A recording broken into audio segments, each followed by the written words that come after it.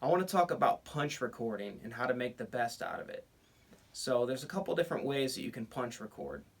You can use Pro Tools feature, quick punch and put on pre-roll and post-roll. With this, you would just kind of set the cursor at the beginning of the line or make a selection if you're just getting like one line, and you can set a pre-roll of, I don't know, 3 or 4 bars, and then set a post-roll of like a bar just so you can like capture a punched recording.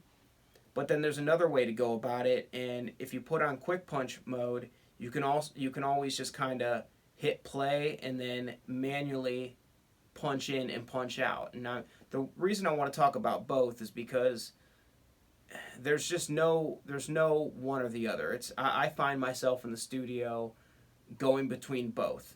Sometimes it makes sense with certain artists to just kind of set and forget, just do the highlight the line, hit record, and then the pre-roll happens, the post-roll happens, and you record that way. But then other times, certain artists, you know, certain ones especially that kind of move quickly and jump from part to part, sometimes it's easier than to just hit play and then you're kind of vibing off them, you're looking at them in the booth, you're feeling it out, and then you're like, oh, okay, I think they want to come in here.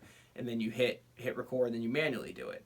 So I honestly do both, and I would say get good at both. Get good at, making good selections with pre-roll and post-roll, and then get good at like punching certain words.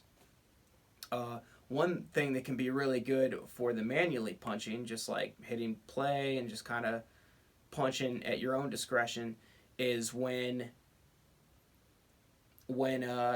say sometimes I'm doing like rap music or something. They'll say like punch me in at this line, and they'll tell me like a specific line. Sometimes it's during fast-paced sessions, it's kind of it slows down the process to like go through and find it. So when I'll ask the artist, and I'll be like, oh, okay, what's the line before that? And they'll tell me the line before it. I'll be like, okay, here we go. And I just hit play, and then as soon as I hear that line before that, I'm ready to hit record right after that line that they said was before the line they want to do. So, it just kind of keeps things moving. So that the manual way keeps things moving, and it keeps the artist in a groove, where the highlighting and doing pre-roll, post-roll punching is kind of a little bit of, a slower process, or, you know, I think both can work, but by artist and by situation, you need to feel out, which one to use. And sometimes during this with the same artist, you're going between those two. So I would say, as a rule of thumb, always just do both.